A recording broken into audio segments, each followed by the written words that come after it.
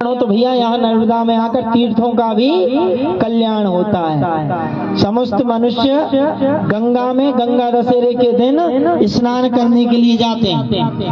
गंगा दशहरे के दिन गंगा मैया कहाँ आती हैं? माँ जगत जननी जग कल्याणी नर्मदा के शरण में के मातेश्वरी, हमें जिन पापियों ने अपने पाप को धोए हैं उन पापों का समन हम नहीं कर पा रहे, इसलिए आप इनका क्षय करो। क्यों? क्योंकि कल्पवाहिनी है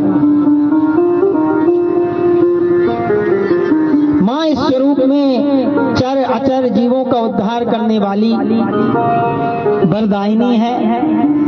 जो मनुष्य स्नान करते हुए हाथियों के गंड कपालों से बहुत, देखिए इसका जो स्थान है वो बड़ा ही निर्मल है। पहले बड़े बड़े हाथी इनके दोनों पट पर रहा करते थे, हाथी क्रीड़ा किया करते थे। सुंदर सुंदर वृक्ष नर्मदा के दोनों किनारों पर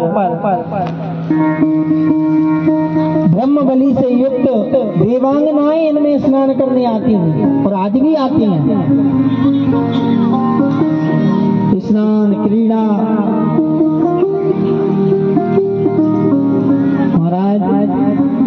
मां नर्मदा के तट में जो अनेक पुष्प हैं उन पुष्पों से जब इसके जल की जो धारा है ना वो स्पर्श होती है तो मानो की सुगंध की लहर फैल जाती है। अब आज तो वृक्षों का भी लोप हो गया। अनेकों घाटों पे व्यवस्थाएं ऐसी हो गई कि वृक्षों को काट काट के बड़े बड़े मठ, बड़े बड़े मंदिर बना दिए गए हैं। वहाँ पहले ऐसी ही स्थिति थी कि अनेक वृक्ष, अनेक फूल, अनेक वाटिकाएं मां नर्मदा के तट पर हुआ करती थी। और आज भी आप नर्मदा परिक्रमावासी हो, आपको ज्ञात होगा कई स्थान ऐसे होंगे जहाँ माँ का बड़ा ही सुंदर स्वरूप देखने को मिलता है। बोले रे वाह मैया की। महाराज मुनियों से सेवित है, मुनियों से सेवित है और मुनियों की ही भक्ति की पावन धारा कही गई है नर्मदा। क्यों कही गई है? क्योंकि भगवान के 4 बेटे हैं। धेनु सुर संत लीन मनुज अवतार निज इच्छा निर्मित तनो माया गुण गोपाल। कौन कौन से 4 बालक हैं? विप्र, ब्राह्मण, धेनु, गाय, संत, सबसे छोटे बालक। और उन्हीं संतों की भक्ति की धारा क्या है? नर्मदा। मार्कंडी जी बोले एक बार सिद्ध गंधर्वों से सेवित, यक्ष विद्याधरों से व्याप्त, अनेक प्रकार के देवगणों से युक्त रमणीक हिमालय के शिखर पर ब्रह्मा विष्णु समस्त देवताओं सहित वहां पर कार्तिकेय, नंदी, गणेश, 9 ग्रह, चंद्रमा, सूर्य, नक्षत्र, ध्रुव, तारागण समस्त मां जगत जननी जग कल्याणी नर्मदा की हिमालय की चोटी पर स्तुति कर रहे हैं। नर्मदा को नमस्कार कर प्रार्थना कर रहे थे। तभी वरुण, कुबेर, यम, इंद्र, गंधर्वों के सहित सभी गण दर्शन कर प्रणाम करते हुए कहते हैं, हे मातेश्वरी, सूर्य के समान प्रकाश रूपी तेज को देख माँ को प्रणाम करने लगे। उन्होंने देखा वहां नर्मदा तट पर लगे कदम, फूल, वृक्षों से जल सुंदर लग रहा है। अविष्ट फलदायक पनडुब्बी के झुंड शोभा बढ़ा रहे हैं। साधक, सिद्ध, योगी तीनों लोकों में पवित्र नर्मदा का यशगान कर रहे हैं। समस्त देवता मां जगत जननी का यशगान कर रहे हैं, हे प्रार्थना कर रहे हैं कि हे माता पार्वती श्री महादेवी सहित अपने पुत्र कार्तिकेय से बोलती हैं वहां पर कि हमें उस मृत्यु लोक में जो गंगा, यमुना, सरस्वती, कावेरी, इन सबको हमने पूजा है। हिमालय पर कह रहे हैं समस्त देवी देवता, पार्वती, गणेश, कार्तिकेय, तारागण, कह रहे हमने गंगा आदि सभी नदी को पूजा है।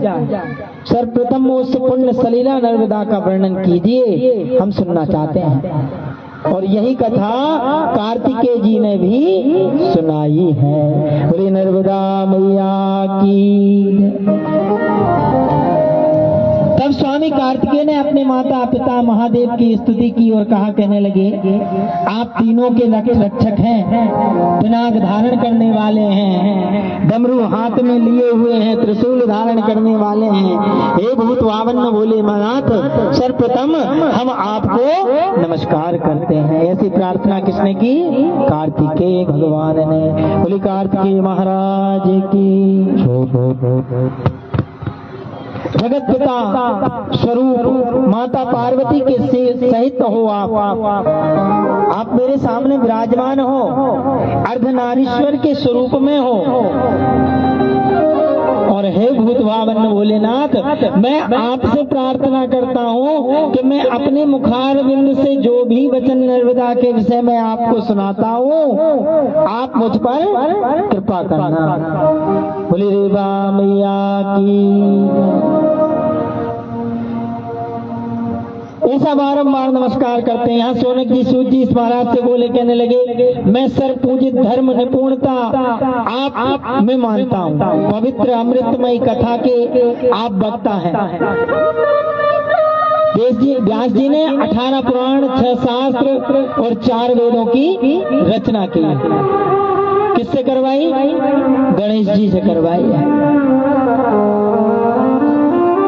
तीर्थ की महिमा सुनना समझना हमें किससे ज्ञात हुआ है? तीर्थ की महिमा सुनना समझना हमें पुराणों से ज्ञात हुआ है। उन्हीं पुराणों की रचना किसने की है? महर्षि वेद व्यास जी ने।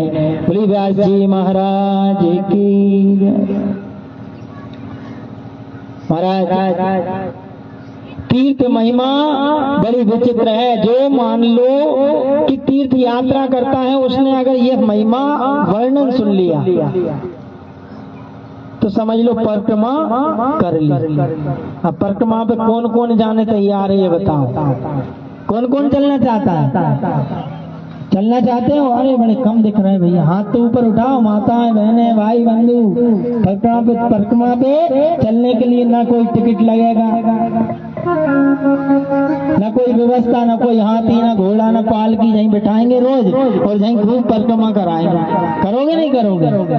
और जब करना है तो उसके आधार हो जाओ। अगर आप उसके आधार हो जाओगे ना तो मैया 7 दिन में, वैसे कितना समय लगता है आप लोगों को? आप क्योंकि अधिक से अधिक जो भी भक्तगण हैं उन्होंने नर्मदा परिक्रमा कर ली है। कितने महीने लगते हैं भैया? अगर गाड़ी से और पैदल जाए तो 3-4 महीने। और पहले पैदल लोग जाया करते थे 3 साल, 3 महीना और 13 दिन, ऐसा कुछ विधान हमने संतों के मुख से सुना। मगर हमें कितने दिन में पुण्य प्राप्त होगा? केवल 7 दिन में। और वो भी 7 दिन में कितने बजे? 1 बजे से लेके 5 बजे के बीच में। अगर अपन सब मिलके उस पर आधारित हो जाएंगे तो समझ लो कि मैया हमारी यहीं बैठे बैठे परिक्रमा पूर्ण समझ लेगी। बोली रेवा मैया की।